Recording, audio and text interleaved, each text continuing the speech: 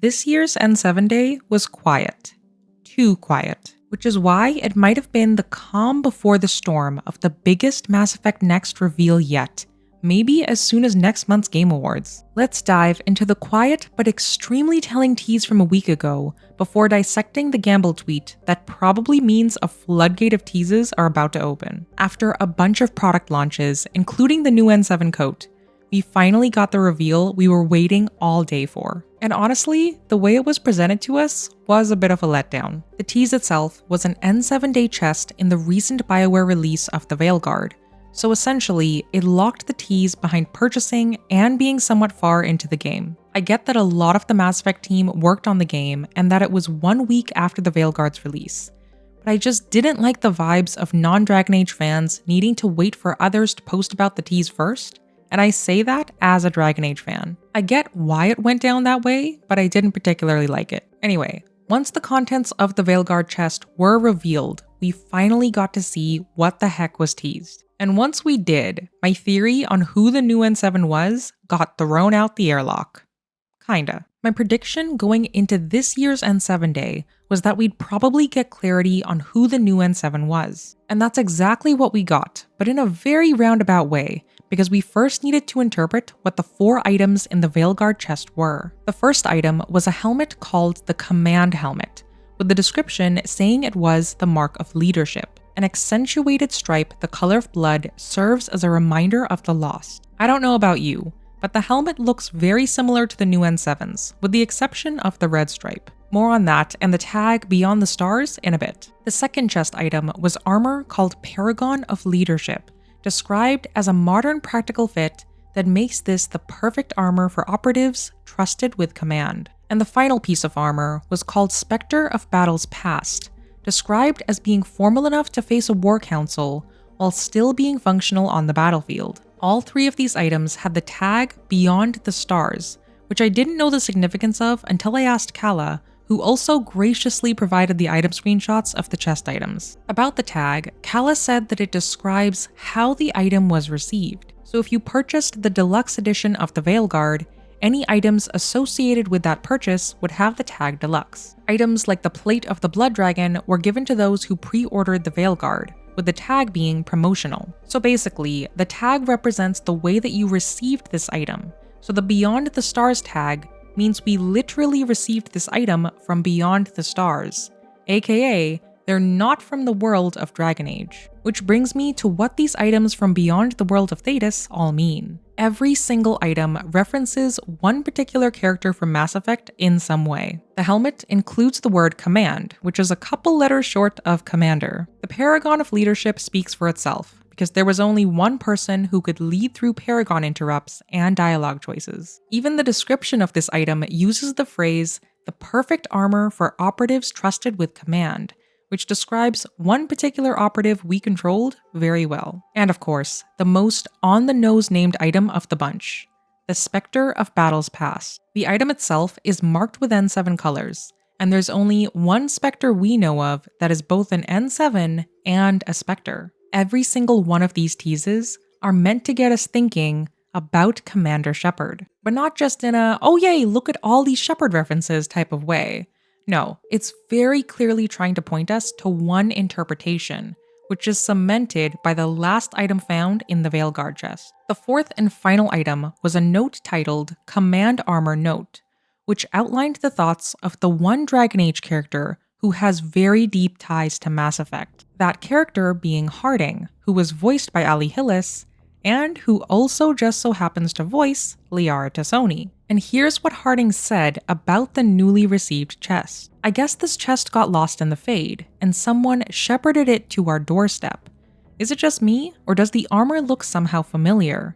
Like something an old friend would wear. After 4 years of basically no Shepard references, we've gotten 3 in this note alone. The first is the blatant shepherded line, and the second is the armor looking familiar to Harding, who is basically being used as Liara in the note. Liara saw Shepard don the N7 more than anyone else, so this second hint is most likely a reference to them specifically. And of course, the third reference of old friend, which is another meta way of Liara talking about Shepard through Harding. But here's the wild part that essentially blew up my theory of who the new N7 was. All these armor pieces are the fantasy version of what the new N7 from last year's tease wore. So with the Harding Liara reference of the armor being something that an old friend would wear, she's essentially saying that Shepard would wear this specific N7 coat. Which brings me back to what I thought this N7 day would reveal. Every N7 day has been connected to the previous one,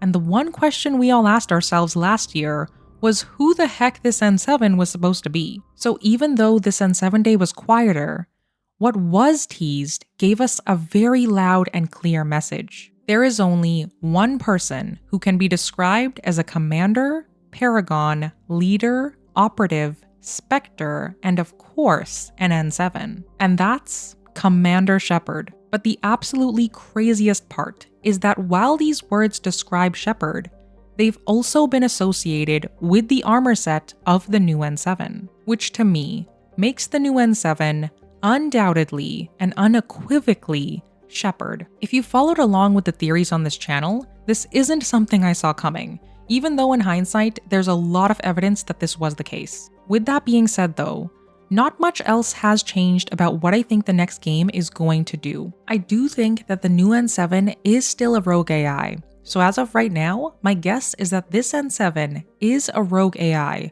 who for whatever reason is based on our Commander Shepard. I'll be doing a much deeper dive into what I mean by this in my next video, so stay tuned for the full breakdown then. For now, we have to discuss why I think the new N7 being Shepard wasn't actually the most crucial part of N7 Day. It was actually the one singular reply by director Gamble about how disappointing the reveal was. If you watched my recent video on how all the Mass Effect Next teases fit together, you'd have noticed that the Gamble tweets had the largest amount of hints by far. And yet, this N7 Day, we got basically nothing, except one relevant reply, which was in this tweet thread. Lena kicked things off by saying how disappointing N7 Day 2024 was, and that for N7 Day 2025, they better release the whole game to make up for it. Jane agreed, and Lena followed up by saying, "This is not a joke. They broke my heart." This was the tweet that Gamble replied to with an eyes emoji. In trying to figure out why he replied this way,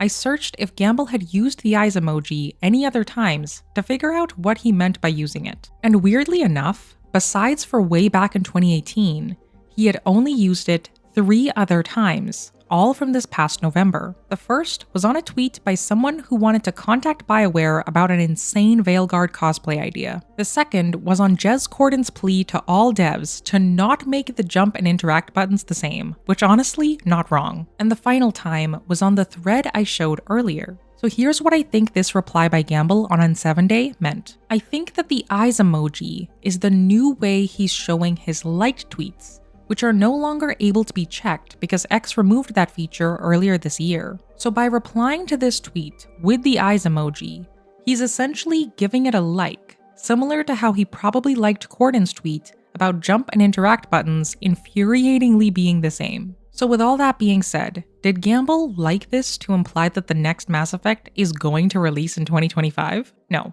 I'm not even entertaining the idea because it's simply not possible. The game is literally still in pre-production. I think what Gamble meant by this like is twofold. I think he both acknowledged the lack of big tease this N7 Day, and that maybe what Lena specifically tweeted is going to be relevant soon. Gamble recently replied to a poster who asked on November 7th if Shepard is coming back. And Gamble replied, "Who's Shepard?" along with a sheep gif, because Shepard was unfortunately spelt the way Sheep Shepherds is spelt, instead of the way it's spelt in-game. But this reply was actually more relevant than we first thought, because of the shepherded line that was revealed the next day. So all this to say, I think that this confusing like by Gamble is going to become relevant later, similar to the sheep shepherd reference from November 6th, which makes me think that something big is about to drop, maybe even as early as next month. All of BioWare's focus has shifted from Dragon Age to Mass Effect 5, but nothing much has been said about this shift in focus, or even on the TV series which is supposedly in the works. Again, it's quiet. Too quiet. Which makes me think the whole BioWare team is all hands on deck for a potential big Mass Effect Next reveal at the Game Awards. Instead of dropping big news to a smaller audience on N7 Day, it'd make sense if they wanted to reveal news to a larger audience, like the biggest event of the year at the Game Awards. So maybe this tweet that includes the words "broke my heart" is going to become relevant next month, during some type of Game Awards trailer for the next Mass Effect. If we look at how and when Dragon Age 4 was announced, it'd make a ton of sense for a Mass Effect Next trailer to drop really soon. After Mass Effect Andromeda was released in 2017, the focus shifted to Dragon Age 4, and the first glimpse of it was at the Game Awards in 2018. That trailer was 1 minute and featured a mural of Solus while being narrated by Solus's voice actor, Gareth David Lloyd. Dragon Age 4, which later became the Veilguard, took 6 years to develop and release following that first announcement, which, if we follow the infamous 2029 release date speculated by industry insider Jeff Grubb, would track with BioWare releasing a trailer next month at the Game Awards. So maybe we're going to get a similar 1-minute trailer soon.